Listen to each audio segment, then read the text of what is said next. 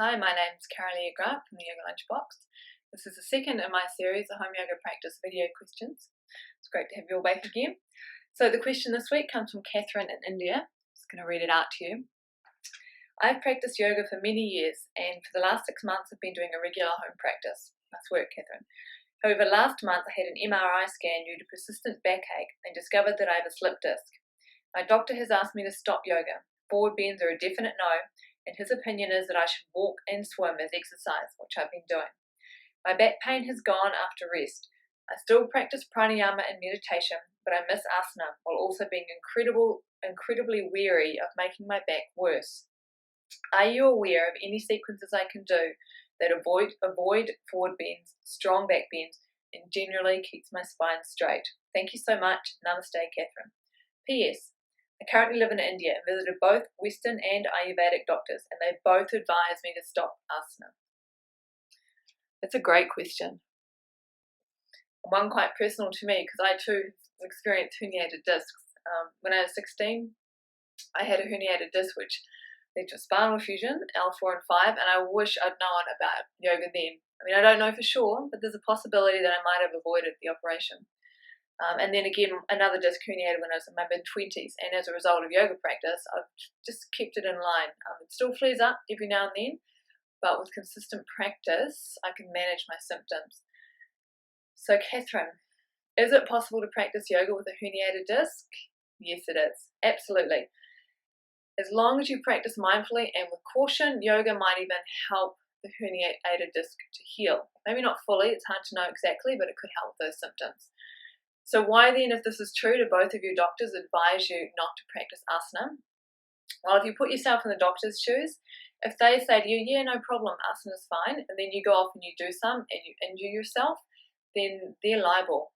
So rather than going down that route, I think a lot of doctors just say, no, steer clear of yoga and stick to things like walking and swimming because they're a lot safer. And that's true because it all comes down to the kind of yoga you're doing, the style, teacher, and how aware you are of what you're doing. So yes, yoga could be a bad idea for a herniated disc if you walk into a power yoga class, or perhaps go straight into a Bikram class with a teacher that pushes you too far, or with the heat. So you do have to be very mindful of what you're doing. In an ideal world, what you would do is find yourself a yoga therapist, someone who's got specific experience with herniated discs, and get them to put you together a exact sequence, and they can teach you that sequence, and then you can take it home and do it by yourself. That may or may not be possible for you for several reasons. There may not be any yoga therapists in the area that you're in. It may not be financially possible, those are probably the two main reasons. Okay, so that's our ideal world. Now, in the world that you might be living in, which is probably the world we all live in, where things aren't ideal, here's what you can do. You can become your own yoga therapist. So basically this means you take full responsibility for your experience and for your body, and you educate yourself on herniated discs and yoga. So get on the internet and put in yoga with a herniated disc, and you will find screeds and screeds of information. Not all of it's going to be good, not all of it's going to be true, not all of it's going to be relevant, so you do have to wade through that information, sift through it. Pay particular attention to the source. Who's putting this across? Look at the authors. What kind of credentials have they got? Have you heard of them before? Is this someone that you trust? And gather that information so that you completely educate yourself on yoga with a herniated disc. Okay. The key thing to remember, as it is with all yoga, is that it's about breath and awareness. Okay. So if you are practicing yoga with breath and awareness, it is unlikely that you will injure yourself. Okay, so I know that when you say to the doctor, is it safe to practice asana, you're kind of looking for reassurance, or I understand that you're scared, you don't want to injure yourself, right? Is it okay? Is it okay? So you're looking for that outside validation, someone who can tell you from the outside that no, it's okay, you'll be fine. I can't give you that either. I can't say, yeah, you'll be 100% fine, because I don't know your specific situation. Don't know which disc that you've herniated. I don't know exactly how it's presenting in your body. I don't know your level of flexibility or strength. So you have to take responsibility for your own practice. If you are completely aware of your breath and you bring that awareness into what you do, in general, you'll be okay. Okay. With that though, take a solid dose of common sense. So what do I mean by common sense? There are definitely some postures you want to avoid, okay, if you've got a herniated disc.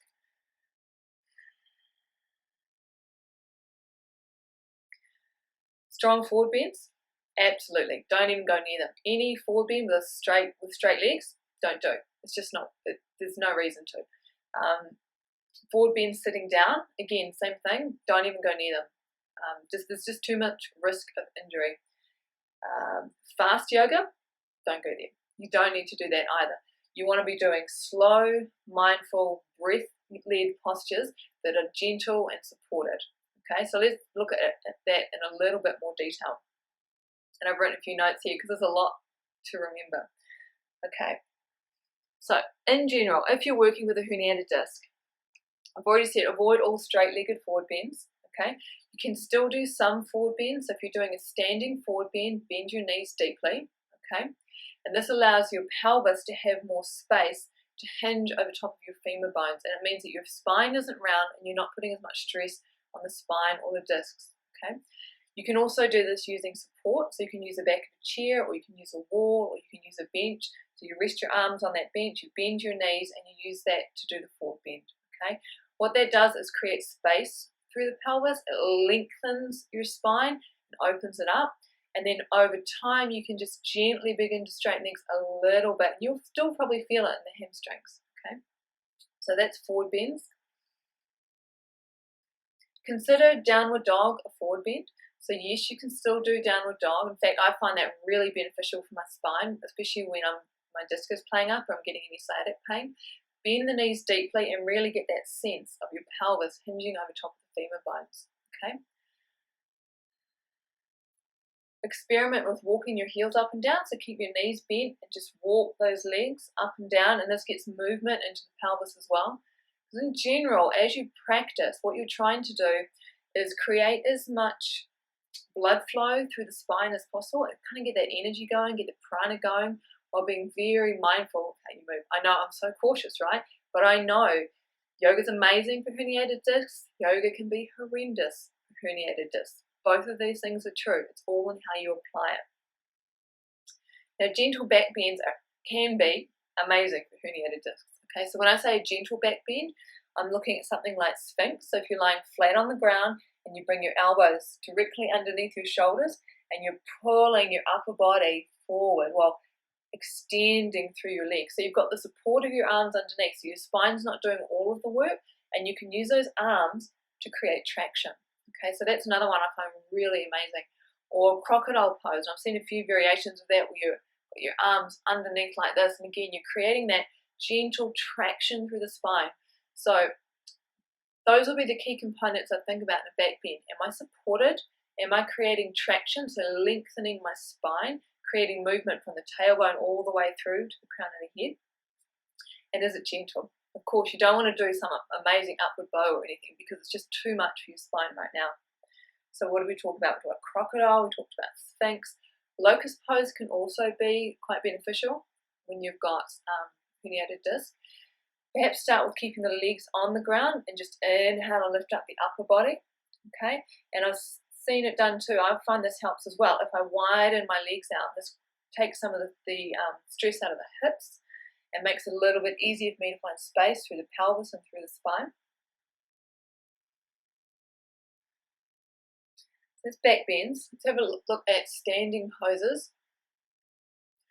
You don't want to put too much weight onto anything, so I would avoid something like eagle pose where you've got balance going on, you're in one leg, you're kind of tending to sit forward as well.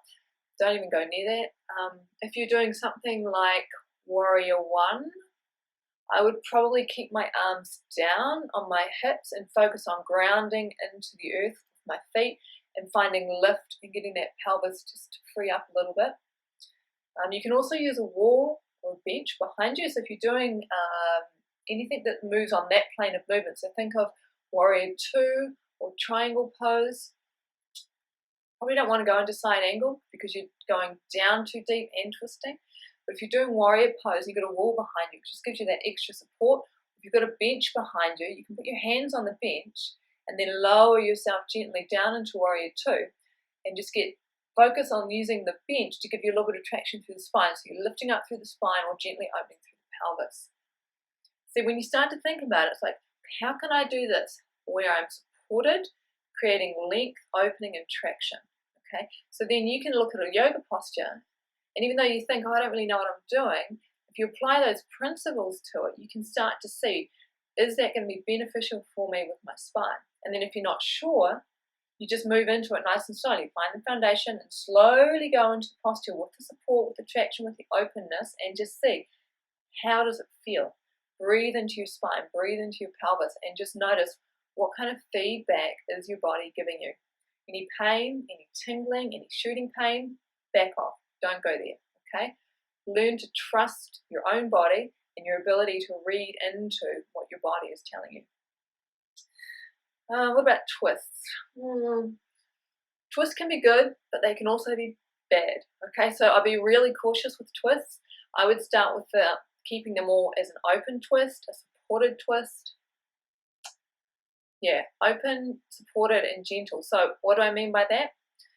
Again, you might sit on a chair with both legs flat, put one arm up behind the chair and one arm on the knee, and then pause. Don't twist into it. Think about breathing, so inhaling up the spine, and then let the exhale gently take you into that twist, okay? And keep it small. You don't have to do a massive twist. Just go really tiny and let the breath lead you, okay? Same thing, any pain, even discomfort when you're dealing with a herniated disc can be a signal to move out, right? You're not pushing your boundaries here. You're not playing your edge. You're just looking to start to bring a bit more movement and blood flow into the body. Okay, so how do you put all that together in a sequence, right? So we've talked about forward bends, we've talked about backward bends, we've talked about standing poses, we've talked about twists. One back bend that we didn't mention that could be quite useful is bridge pose. Again, you're well supported, you've got your arms underneath like this, and then just inhale, lifting up, see how it feels. You can use a block underneath your spine so that you can really surrender into it, but then sometimes that makes it too intense, okay? One thing that's quite useful is if you're coming up into bridge, if you use an inhale to come up, and then exhale, vertebrae by vertebrae, go all the way down, and then again, inhale, come up. Take your time. These are long inhales and long exhales. Do that maybe 4 or 5 times. And the movement really helps to sort of, I would like to say flush out the system, but it's probably not scientific in any way, shape or means. But moving like that, maybe it increases the blood flow in the area, creates space. Can't quite put it into correct scientific language, but I know it works. It's worked for me in my body when I've had issues with my disc. So putting it all together in a sequence. Okay, think about a general sun salutation. I'm guessing that you know the basics of that. Okay, you can start in Tadasana, and again, to get that movement and that blood flow, do a simple pranayama with your arms. So you're inhaling, coming up, exhale, come down. And do that a few times to connect your breath to your movement. Make sure you've got a chair in front of you, and then you can use that chair to support yourself where you go into forward bend, do a few breaths. And then you can also use that chair to do a modified upward dog. So again, you're getting that traction through the spine. So your feet are on the ground, your hips are moving towards the chair, and you're pulling yourself up. And you can go forward and back a few times between the forward bend, straight spine, bent knees, and the gentle upward dog supported on a chair. From there, if it's feeling really good, you could go down into downward dog with your bent knees, bend them a whole lot, and just move your pelvis. Just gently moving it like that and extending your legs, so walking the legs up and down. From there, you might want to do a couple of standing poses, then come down onto the ground for some supported, gentle back bends, and then probably that's enough, in Shavasana, but have your legs supported again, so either on a chair or just with your knees bent over a pillow or a bolster. Okay. So that's a fairly simple sequence. It'll get your body moving, it'll get you into asana, and it will also get you paying really close attention to how your body feels. What kind of feedback is it giving me? Does that feel really good? Does that feel not so good? So you're learning to take full responsibility for your own body and your own healing. And in a way, this episode of having a herniated disc could turn out to have a silver lining. It could turn out to have a great blessing as you learn to look after your body. I know for myself that was something that happened because I had back issues when I was 16, and then in my 20s I got right into yoga and I had to take responsibility for what was going on with my body. So don't try and do too much at first, okay? Keep it simple. 3 postures could be enough, right? Just do some exploring. Let your breath lead you and see where it goes and build up over time. Make sure you do some solid research on the internet. I'll add a few links underneath this of places that you can start. That covers the question. Can you practice yoga with a herniated disc? Yes. If you educate yourself, if you're mindful, if you use your breath, and if you have no expectations as to doing these amazing postures, and just keep it gentle, keep it modified, keep it supported. So I'm Kara-Leah with the Yoga Lunchbox. If you have a question about your home yoga practice that you would like me to answer, you can contact me. Just send me an email. The details are down below, and I look forward to hearing from you. Thank you.